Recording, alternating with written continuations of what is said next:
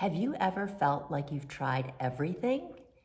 You've changed your diet, you've taken supplements, you've exercised, you've seen the doctors, you've had all your lab work done, and yet you still struggle with symptoms. Maybe it's fatigue or anxiety. Maybe it's digestive issues, chronic pain, inflammation, and maybe it's poor sleep. No matter what you do, the symptoms just keep returning. But think about this. What if your symptoms themselves are not the actual root problem? What if your nervous system has been stuck in a state of protection for years? And many of the symptoms you're experiencing are simply the downstream effects of that state. Today, I want to talk to you about the nervous system and why your nervous system may be driving far more of your health than you've ever been told. Hi, I'm Dr. Jodi Medell, founder of the Healing Continuum and the Healing Continuum method. I'm a doctor of physical therapy. I'm also an integrative health and functional medicine practitioner. I help people understand healing through three interconnected systems. Those systems are structure, physiology, and the nervous system. Because when one of those systems becomes dysregulated, the others eventually follow. And nowhere do I see this more clearly than in people whose systems persist despite doing all the right things. So let's talk about the nervous system. The nervous system's main job is survival. The first thing we need to understand is that your nervous system is not designed primarily for happiness. It's designed for survival. Its number one job is to keep you alive. Every second of every day, your nervous system keeps asking this one simple question: am I safe? If the answer is yes, then the body can focus on healing, digestion, recovery, hormone production, immune balance, growth, and repair. But if the answer is no, the body shifts towards protection. And this is where things become super important. You've probably heard of fight, flight, and freeze. Most people have. There's also a fourth edition that some people use, which is fawn. These are actually several protective states of the nervous system. In fight, the body mobilizes to confront a threat. In flight, the body mobilizes to escape. And in freeze, the body conserves energy and basically becomes immobilized. These responses are not flaws. They are brilliant survival mechanisms. The problem occurs when the nervous system never fully exits these states. So think about it. It's not kind of an all or nothing. We're in that state, but if we stay in that state and we never really come off of it, that's where problems begin. So let's take a look at chronic stress versus acute stress. Our bodies were designed with that fight, flight, freeze, and again, some people use fawn in there. The bodies were designed to handle that kind of stress for short periods of time. But the body was not designed to handle that stress for years, this ongoing low-grade stress for years. And what might that look like? That looks like deadlines, financial concerns, relationship challenges, caretaking, trauma, past and current, health struggles, constant stimulation. When these happen chronically, the nervous system begins adapting to those experiences. Eventually, hypervigilence becomes normal. You become accustomed to living on high alert. And many people don't even realize they're staying in that state anymore. It just seems normal. So what does this hypervigilance look like? Hypervigilance isn't always a dramatic looking outcome. It can sometimes look like difficulty relaxing, always feeling responsible, feeling guilty when you want to rest, being constantly productive, scanning for problems, overthinking, perfectionism, difficulty sleeping, feeling exhausted and unable to slow down. Many highly successful people live this way for decades. In fact, society actually rewards this sort of behavior. But it works until finally it doesn't, and the body eventually begins asking for a different strategy.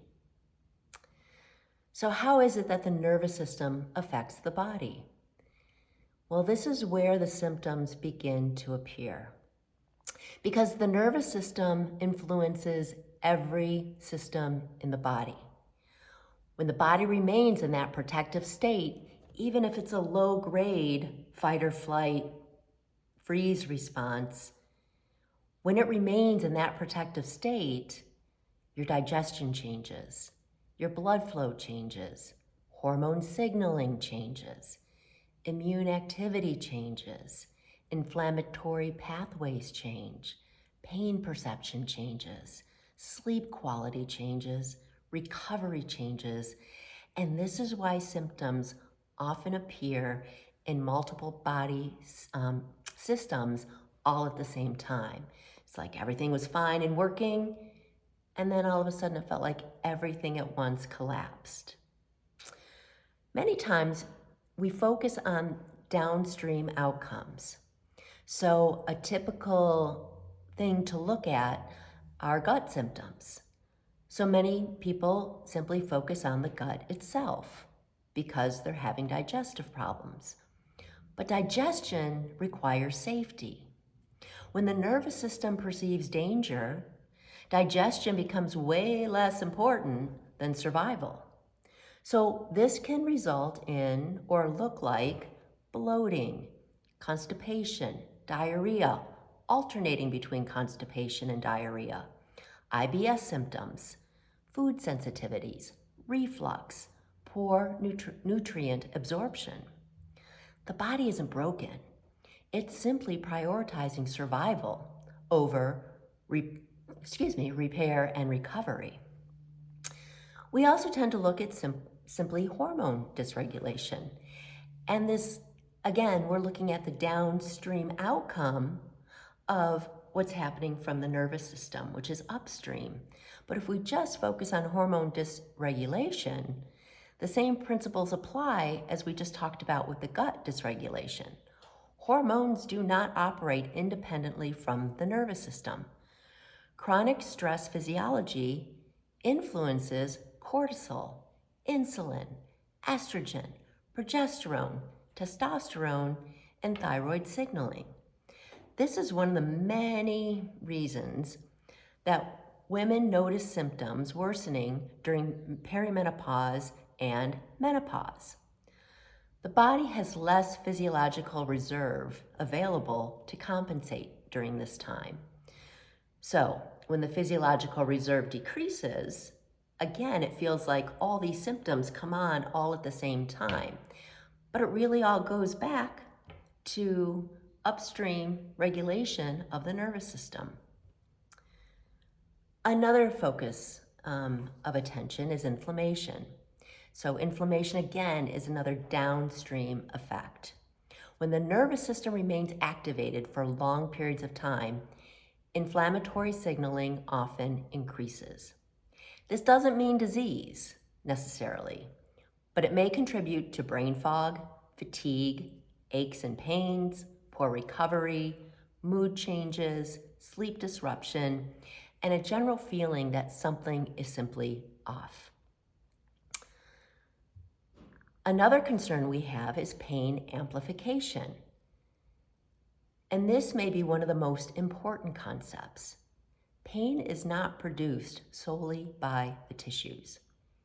Pain is produced by the nervous system's perception or interpretation of a threat. When the nervous system becomes sensitized, meaning there's a hypersensitivity to a signal, pain signals then may become amplified. That volume the volume knob keeps getting turned up. And that doesn't mean that the pain is imagined. The pain is very real. But understanding that that pain signal has been amped up or amplified really opens the door to a different approach to healing. It's super important that you know that your body is not your enemy. One of the greatest shifts I see people make in moving from fighting their body to understanding their body is that there's a much deeper relationship and understanding about the healing process. Your symptoms are not evidence that your body is failing at all. Once they are identified, often they are evidence that your body has been working incredibly hard to protect you. The real question becomes, what is the body trying to communicate now? So this is why I've created the Healing Continuum. This is why in my work, I rarely look at symptoms in isolation. I look at structure, I look at physiology, and I look at the nervous system. Because true healing often begins when we stop asking, how do I get rid of the symptom? And we really do a deep dive and start asking, what is the symptom trying to tell me about the state of my system? If you've been struggling with chronic symptoms, I hope this video gives you a new perspective. Your body is not broken. Your symptoms are not random. And healing is often less about forcing the body to change and more about creating the conditions that allow the body to feel safe enough to heal. If this video resonated with you, I'd love for you to subscribe to the channel.